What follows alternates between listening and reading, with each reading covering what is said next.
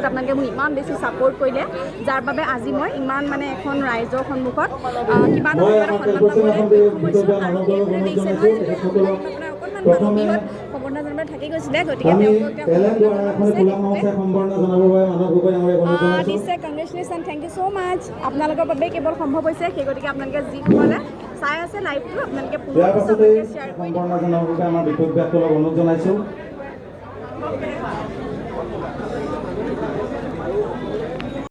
এখন খোলা মঞ্চে সম্বৰ্ধনা জনাবলৈ অনুৰোধ জনাইছোঁ। আৰু এইফালে ভণ্টি এগৰাকী মোবাইলটো অকণমান ধৰিবলৈ দিছে। প্ৰণৱজ্যোতি বৰা ডাঙৰীয়াক মঞ্চলৈ আমন্ত্ৰণ জনাইছোঁ। অকণমান পলম হৈছে, বেয়া নাপাব। যিসকলে যথেষ্ট লোকে সহযোগ কৰিছে, বিশেষকৈ যিসকলে ছ'চিয়েল মিডিয়াত আমাৰ বাৰ্তাটো অসমৰ জনগণৰ মাজলৈ লৈ গৈছিলে, আমি তেওঁলোকক এই মুহূৰ্তত কৃতজ্ঞতা নজনালে ক'ৰবাত নহয় ক'ৰবাত আমি নিজকে দুখী অনুভৱ কৰিম। ধন্যবাদ। আমি এই মুহূৰ্তত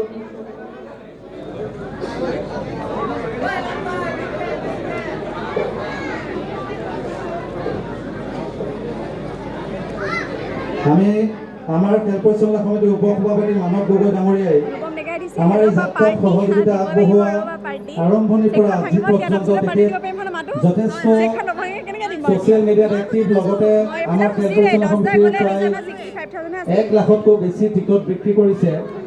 আৰু আমাক এই যথেষ্ট সহায় সহযোগ আগবঢ়োৱাৰ বাবে তেখেতক আমি মৰম যাচিব বিচাৰিছোঁ। তেখেতক 1 লাখ টকা আমাৰ খেল পৰিচালনা সমিতিৰ পৰা আগবঢ়াব বিচাৰিছোঁ। আমাৰ খেল পৰিচালনা সমিতিৰ উপ সভাপতি মানৱ গগৈ ডাঙৰীয়াক অনুৰোধ জনাইছোঁ। ইয়াৰ পাছতে আমাৰ খেল পৰিচালনা সমিতিৰ বিশেষ ব্যক্তিক অনুৰোধ জনাম যে আমাৰ খেলখনত যথেষ্ট ছ'চিয়েল মিডিয়া ইউটিউবত সহযোগিতা আগবঢ়োৱা তথা উঠি অহা অসমৰ এগৰাকী জনপ্ৰিয় ইউটিউবাৰ কৰিশ্মা আহমেদ ডাঙৰীয়ানীক আমাৰ খেল পৰিচালনা সমিতিৰ তৰফৰ পৰা 10,000 টকা অৰ্পণ কৰিব বিচাৰিছোঁ। তেখেতক এই বঁটাটো আগবঢ়াবৰ বাবে মই মানৱ গগৈ ডাঙৰীয়াক অনুৰোধ জনাইছোঁ। দাদা ৰিজাল্ট ডিক্লেয়াৰ হোৱা নাই, যিহেতু আপোনাৰ বৰ্তমান সম্বৰ্ধনা অনুষ্ঠান হৈ আছে। তাৰপাছত আপোনাৰ মানে এতিয়া ফেন ঘূৰাব আৰু আপোনাক ধুনীয়াকৈ দেখুৱাই যাওঁ, আপোনালোকে সকলোবোৰ চাই যাব।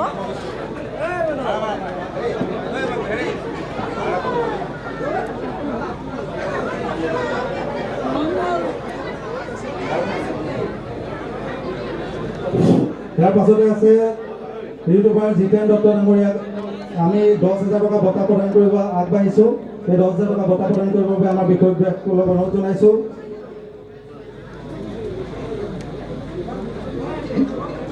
ইয়াৰ পাছতে আমি ইউটিউবাৰ সুস্মিতা শইকীয়াক 10,000 টকা বঁটা প্ৰদান কৰিব আগবাঢ়িছোঁ। এই বঁটা প্ৰদান কৰিবৰ বাবে মই আকিদা ফাৰুকীক অনুৰোধ জনাইছোঁ। লাইভ কাট নকৰিবা। ইয়াৰ পাছতে আমি এলেন আৰু মানৱী দুয়োকে চিনি পাওঁ। সুস্মিতাকো জনা আছে সম্বৰ্ধনা, তাই 10,000 টকা পাইছে, গতিকে ধুনীয়াকৈ দেখুৱাই দিছোঁ। যোৰহাটৰ ছোৱালী, গতিকে ধুনীয়াকৈ তাই সম্বৰ্ধনা অনুষ্ঠান প্ৰাঞ্জল মোহন ডাঙৰীয়া তেখেতক মঞ্চলৈ আমন্ত্ৰণ জনাইছোঁ। আৰু তেখেতক এখনি খোলা মঞ্চে সম্বৰ্ধনা জনাবৰ বাবে আমাৰ খেল পৰিচালনা সমিতিৰ বিশেষ ব্যক্তিক অনুৰোধ জনাইছোঁ।